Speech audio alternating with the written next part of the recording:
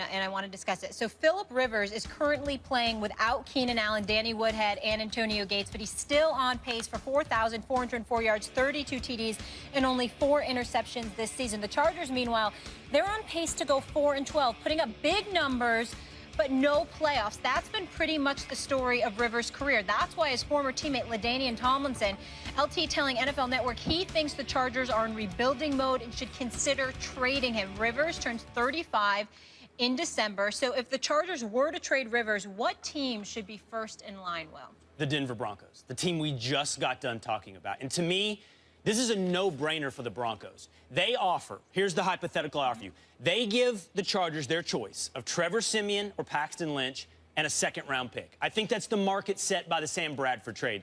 They got Sam Bradford for a first and a fourth. You get one of these quarterbacks that Denver took, not Siemian in the first round, but perhaps he's proven himself the equivalent of Lynch at this point, who's a first-round quarterback, plus a second, because Rivers is better than Bradford. And this is the deal. Denver's trading from strength. They're trading from surplus. They don't need 2 prospects. Both guys can't be on the field. In fact, they diminish each other's value. You got to get rid of them while they have their highest potential value, which is now. Couple that with your window. In the NFL, you've got a 3 to 4 year window, and you cannot sell me on the fact that Philip Rivers right now in that 3 to 4 year window exponentially increases the Broncos' ability to win the Super Bowl. Right, which is why they should have done this in the offseason. Absolutely right, Philip Rivers on the Broncos. In fact, last year we were talking about this on Sports Nation. You know, should they trade Philip Rivers? Because, and by the way, mainly for Philip Rivers' sake. He's a great quarterback who is stuck in a situation where he's just never going to win a Super Bowl there. It doesn't seem like it. Although in the NFL, every time you think that, you know, suddenly a team makes a run. But San Diego has not seemed to be serious about putting a Super Bowl team around him. And when you think about Philip Rivers on the Broncos, as though they could get, I mean, that is such a great fit. But we're in the middle of a season. So what you're talking about, 3 to 4 year window, the assumption is Rivers will play well till he's 40. He might. But he's 34 now, so 38. No, he's 36 now. Oh, Rivers? How old is Philip Rivers right now? Rivers is going to be 35 in December. Okay, so 34. Okay, so yeah, he might have a 3 or 4 year window, or maybe even a little longer. The point is, the Broncos are defending a Super Bowl championship. This guy doesn't know the offense, hasn't played there, and now you're bringing him in half or a third of the way through the season where they're undefeated. The time to do this was the off season. Now, I don't know if you pull the trigger now all the way, well, the season's underway, or maybe this upcoming off season. I don't know, you do it now. Stephen, now your thoughts? You know what? I ignored Will from the moment that he said the Denver Broncos was the team that Philip Rivers needed to end up with. Because if you're the Broncos, you're one of 3 undefeated teams left in the National Football League. You've got the premier defense, which, by the way, led you to a Super Bowl title. You're the reigning defending Super Bowl champions. The parts around you in your new quarterback, meaning Emmanuel Sanders, Demaryius Thomas, C.J. Anderson, etc., along with at least a decent offensive line. There's simply no excuse to change anything. Trevor Siemian has been playing. Certainly, he's looked better than Peyton Manning looked last year. Paxton Lynch even came in there and did a little something. And so when you look at it from that perspective, why even bother? At the end of the day, here's what it comes down to. You can say what you want, you can believe what you want, or whatever the case may be. If Philip Rivers was going to go anywhere, talk to me about the Buffalo Bills, or to a lesser degree, actually to more of a degree, because I like Tyrod Taylor. Talk to me about the New York Jets. Talk to me about Philip Rivers being in a New York Jets uniform. The Rams. Having Brandon Marshall to throw the football to. I mean, I'm thinking Philip Rivers to San Diego. You could talk about the Rams. That would be another option. But I definitely think the New York Jets, if you want to legitimately compete for a Super Bowl with their ability to get at the passer, if you've got a quarterback experienced enough to refrain from making mistakes and get receivers the ball and make the offense more prolific, it might not put as much pressure on the defense, and they could be formidable, and we can see where it goes from there. That's where I would think about it. Yeah, but the reason it happens for the Broncos is because they're the ones to equip to answer both of your questions. I appreciate you ignored me, because then you missed all of the wonderful arguments I did to back up my position. It's this, Max. Here's why you make the trade now. Because the Chargers would be more willing to do it now, seeing that they're in rebuilding mode. In the offseason, they didn't have that reality. They didn't know that reality. Now they do. So the Chargers they know that reality in this upcoming perhaps going forward. Right. But also on the Broncos side, the reason to do it now is because how is this a lose proposition for the Broncos? If Philip Rivers can't come in and learn the offense, Well, you've still got Trevor Siemian or Paxton Lynch, whichever quarterback wasn't traded away. So you could continue theoretically this continuity with the upside of, oh, a top 10 quarterback in the NFL, an all-time top 8 quarterback career-wise in the numbers. You have that potential icing, you take because that. I think everything you're suggesting can be accomplished in this off season, where he has the whole preseason to prepare. And also, to Stephen A's point, I don't know if the Broncos really need... Now, I'm just not I agree willing with to... he makes them better. Philip Rivers would make the Broncos better. That's the end of that argument. He does. He makes them better. They're 4-0. That's the... They oh, don't come need on. to make a change. They've got 2 guys that can be their potential Good enough. future. Good enough is not an argument. Someone. Good enough is not an argument. They could win a Super Bowl. The simple question is this: is Philip Rivers better than Trevor Siemian? Yes. And I think we know the answer is yes. So does that make the Broncos better? Yes. Yeah, but the question also is, at this point in the season, is Philip Rivers better than anyone they got? Yes, he's better than most quarterbacks I've ever seen, really. He's an excellent quarterback. But are they good enough right now without him? Because it's not the offseason, middle of the season. There are other factors to consider. I think also the answer is yes. The Broncos could easily repeat this year.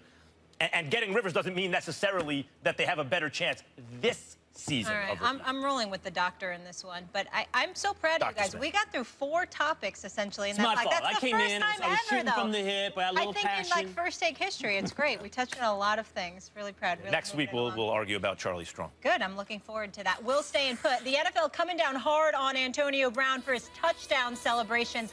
Someone at the desk has a problem with it. We'll discuss. Do you have a problem with this? I think the bow and arrow is silly. I mean, I don't think it was meant as a violent situation. But, you know, I don't have a problem with fining a player, including Antonio Brown, for twerking or doing whatever you want to call it. Popping it. You know, I mean, it is sexually suggestive and lewd. And if you're packaging family entertainment, I get it. Fine him, fine.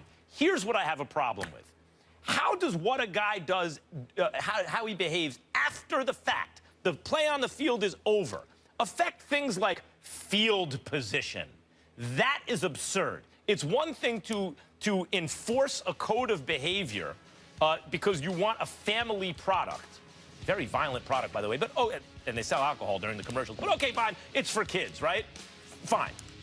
It's one thing to say, we're going to fine you if you behave that way. That's okay. But to say that somehow, to insist that that behavior is somehow conflated with the actual competition on the field is asinine. I've never understood it, and I'm totally against it. So forget the fine. I'm upset by the fact that it cost you field position because you celebrated. Stephen A? Go ahead, Will. Go ahead, Will. Well, I guess I disagree with Max. I don't have a problem with the punishment for the act. I have a problem with the application of the rule, which I can't parse. I can't figure out. It's like most things in the NFL these days. And to me, this is actually one of the biggest problems the NFL faces is we don't know what we're watching, apparently. We can't trust our eyes. We can't see reality because there's this alternate reality, a shadow reality that is the NFL rulebook. And to know what a catch is, or a fumble, or who recovered a fumble, or what's too much celebration, you got to sort of consult the oracles. And they throw chicken bones and look into the instant replay booth, and they come out with some arbitrary decision that's never consistent.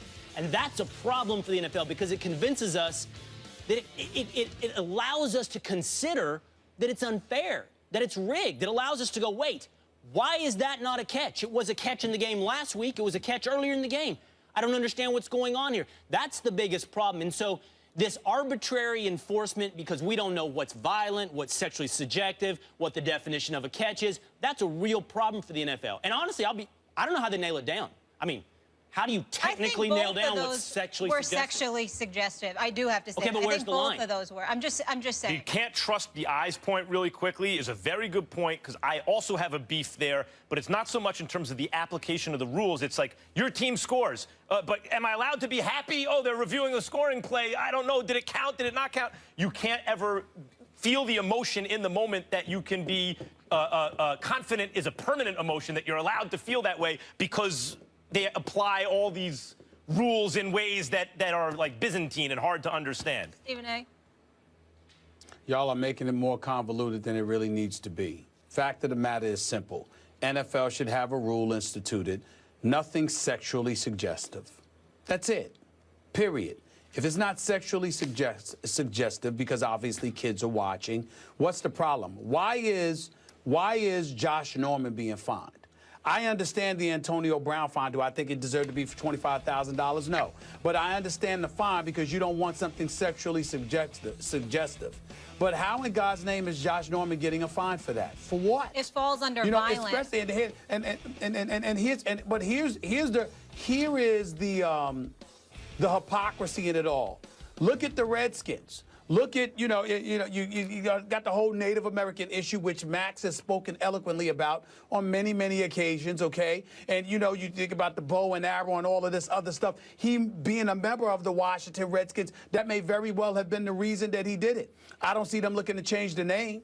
I don't see them looking to do anything about that. Why would you sit up there and penalize him for something that harmless? And that's just one of the examples. There are many others where the NFL has definitely been a bit excessive. I mean, you're controlling the shoes folks wear, the color socks they wear, and stuff like that. I mean, the list just goes on and on and on. It doesn't stop, and that's why I applaud and completely appreciate Mike Tomlin and where he's coming from, where Mike Tomlin said we need you to be a bit more specific as to what warrants a fine, as opposed to something being so arbitrary and being implemented, on an arbitrary basis where you can't define exactly what the problem is until you are confronted by it. And if you got a problem with somebody, how about giving them a warning first and then make sure and see what happens thereafter, so Stephen as opposed to just, deciding to fine them. You would pare down the unsportsmanlike conduct penalties in celebration to sexually suggestive. That's what you're saying. You'd allow the bow and arrow. Yes. You'd allow the flexing and all that.